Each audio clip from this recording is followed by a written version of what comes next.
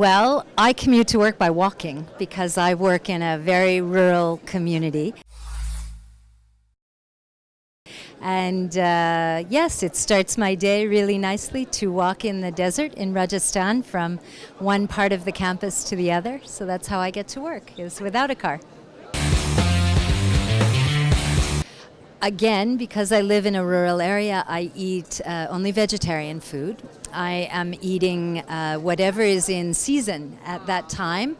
So I don't have the luxury to be able to go to a grocery store and eat mangoes in December. I have to eat mangoes in season and when they are ready to be eaten.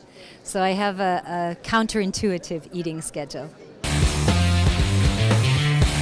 I live in a place where drinking water is an enormous challenge, where millions of people every day in Rajasthan, and even when I'm working in Africa and the communities in Africa, clean water is a massive challenge. And so for me to hear a tap running is really scary, because it's like life or blood running out of you. And so I've become very aware and very respectful of water.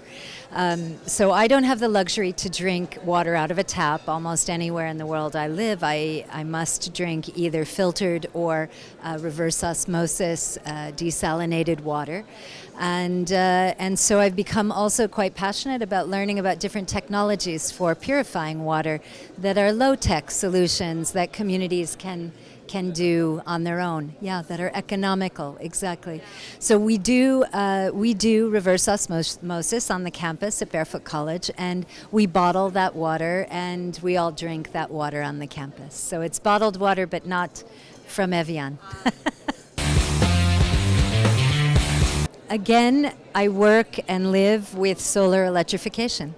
And we have the luxury now, in the beginning Barefoot College didn't have that kind of light in the evening. Now we do have light in the evening. But of course, again, it's always treated with respect as a resource that is precious and limited and one that we can't abuse. So I turn the lights off when I'm not using them, and I tend to use only the light that's around me that I need in the evening. I don't watch TV anymore in the evenings. I occasionally succumb to a great movie on Netflix, but other than that, I'm pretty conservative in the amount of energy that we use. We don't have electricity for air conditioners, even when it's 48 degrees, and a fan is a pretty big luxury for me in the summer. I am a total devotee of anything made, produced, or developed by women. So everything I put on my body, or try to, is something that's been made by women's hands. I think that being able to set aside our arrogance that comes from having enough water, enough food, enough light, enough clothing.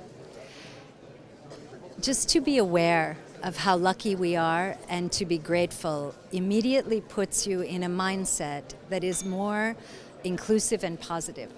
So I think that's a really tiny thing that we can do, that you can wake up every day and remind yourself just how blessed and lucky you are, that for every one of you there are 4 without, and that we have this responsibility to think of not just ourselves.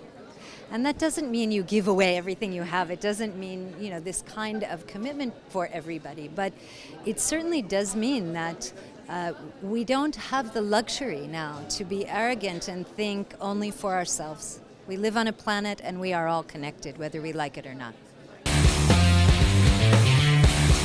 I think the world needs great, visionary, transformational leaders who are able to create movements of people.